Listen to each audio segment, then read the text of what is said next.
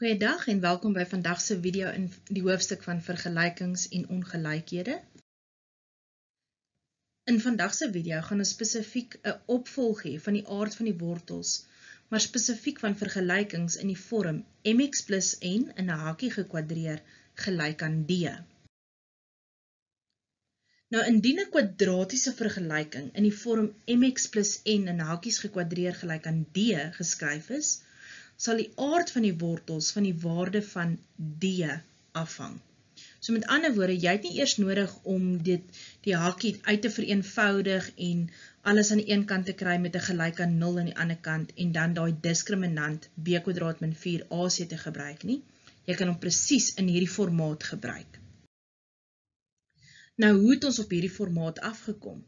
Hierdie formaat het ons gekry deur daardie standaard vergelyking ax² plus bx plus c gelyk aan 0 te gaan herskryf deur middel van vierkantsvoltooiing.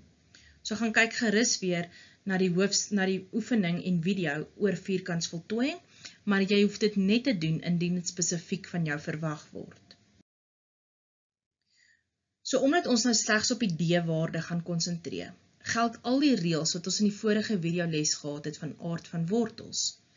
Al wat nou gaan gebeur is, in plaas van die diskriminant, gaan ons nou die d gebruik. So vir reële wortels moet d groter gelyk wees aan 0, nie reëel gaan d kleiner wees as 0, rasionaal gaan d volkome vierkant wees, irrasionaal is hy nie volkome vierkant, vir gelyke wortels gaan d gelyk wees aan 0, en ongelyk is d groter as 0. Kom ons kyk na 'n voorbeeld. Bestudeer die vergelyking x min 1 in hakies gekwadreer is gelyk aan k plus 1. Nou is die vraag, bespreek die aard van die wortels indien eerstens k gelyk is aan 6 en tweedens indien k gelyk is aan 8. So, vervang die k is gelyk aan 6 in die vergelyking in, so ons kry aan die regterkant 6 plus 1, wat vereenvoudig na 7 toe.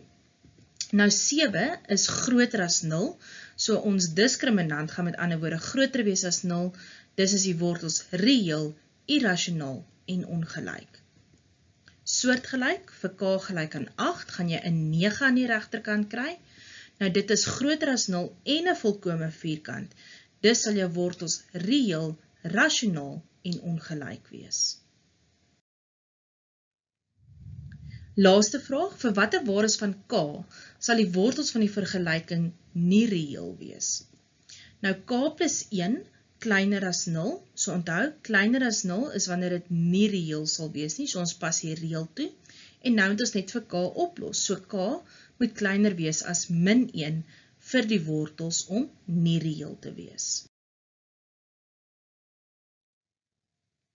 Gaan kyk rustig deur die voorbeelde, en dan doen jy die huiswerk. Lekker werk!